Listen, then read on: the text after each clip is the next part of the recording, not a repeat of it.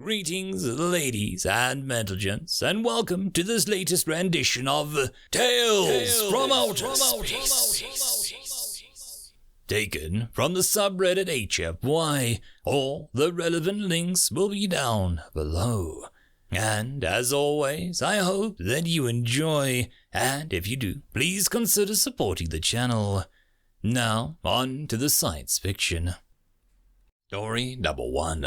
Nobody expects the philosopher's inquisition.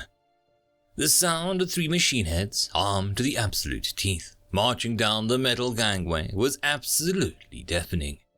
Alex winced every time one of their giant feet crashed down in a rattling vibration through the restraining board that they had shackled him to. Never was it more obvious that this was a species that didn't particularly rely on a sense of hearing. They had gagged him naturally, sealing away the one weapon humans like Alex had in this cruel galaxy. But there was still a chance. Being new to the intergalactic community, the machine heads had nothing specialized to act as a human muzzle, so they resorted to a surprisingly primitive method of shoving up a wadded ball of fabric into his mouth. Probably consulted a kidnapping scene from some B-movie they found on the internet. But whatever the fabric was, it apparently didn't like human saliva. Alex had felt it dissolving in his mouth the moment it was there, and he could only pray it wasn't toxic. By the time they had him well within the heart of the ship, he had enough freedom to start chewing, accelerating the rate that the cloth disintegrated. By the time they had wheeled him to the cell he was to be confined in for the journey, it was gone. They swung him upright to push him into the capsule, and only then did they notice in something of a panic that Alex's mouth was free. What? Who removed its restraining cloth?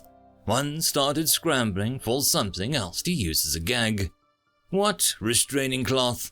Alex answered, a smile tugging at his mouth. What do you mean, what restraining cloth? The cloth that we know? You never gagged me. There was never any cloth.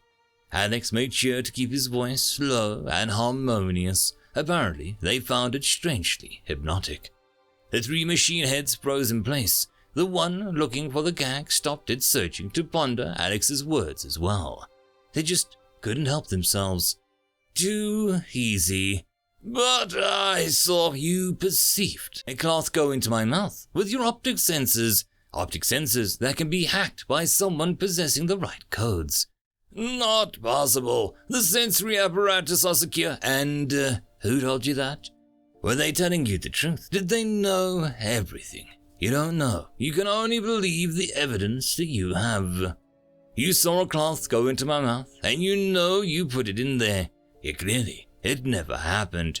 Here I am, able to talk freely. Your sensory organs are compromised. Obnoxious clicking noises throughout the room. They didn't know what to think about this. Hook, line, and sinker. Anything at all you're seeing could be false. Maybe I'm not here at all. Maybe the individual who's been captured for experiments is actually you. Stop! We humans have taken a member of the Quest Machina race captive for the sake of studying their bionic enhancements. While captive, we have discovered how to infiltrate their systems, making them see what we want them to see. No, stop! That individual, that captive machine head lying on a human dissection table to be studied, is you. The smaller, hulking cyborgs, farther from Alex, had started shaking as the human words entered its translator. Now it screamed, the effect of the speech regulator turning its sound into a horrifying metallic screech.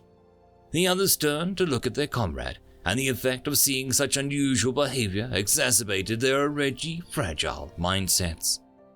Like dominoes, the other 2 fell into similar crisis, the largest of them curling up on the metal floor in an alien equivalent of a fetal position. The middle one took even more extreme actions. Must escape! The angry hiss of the plasma tool igniting briefly overwhelmed the rest of the cacophony in the room as the machine head melted its own cranium to escape the perceived nightmare. How fascinating! Your reaction to crisis is quite spectacular. I wonder what we should simulate next.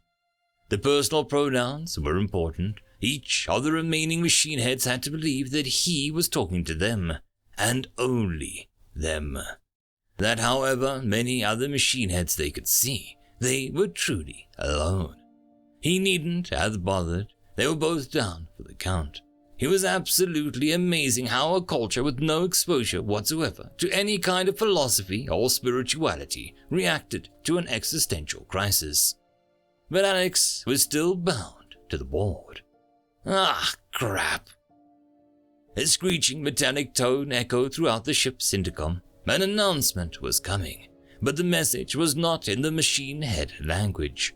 Instead, the honeyed melody of a female human's voice started drifting through the raiding ship, beating the audio sensors and the translators of the 100-odd commandos and crew. Amy had escaped. Alex wasn't surprised in the slightest. The woman had taught him exactly how to weaponize simple philosophic concepts to permanently drive Xenos insane. Was the smartest person he knew. He could only smile as she spoke, weaving a web of sugary, hypnotic words that almost made him fall asleep.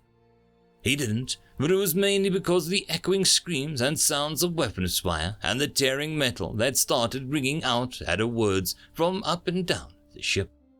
By the time Amy had finished her sermon, the many dead machine heads on board were lucky ones. It took a good couple hours for Amy to come and find Alex.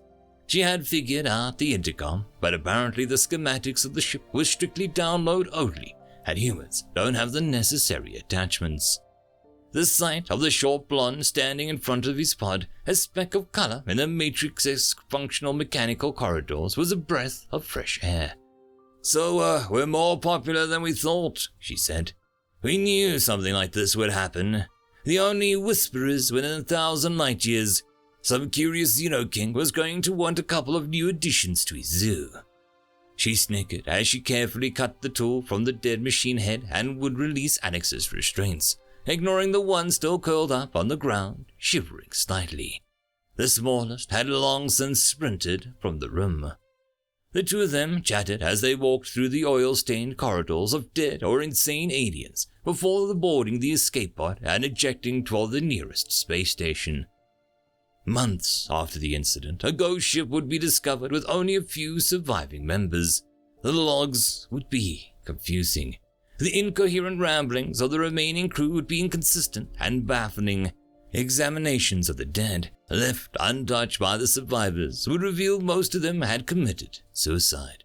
The whole thing had been a terrifying mystery that would haunt the system it was found in for decades to come.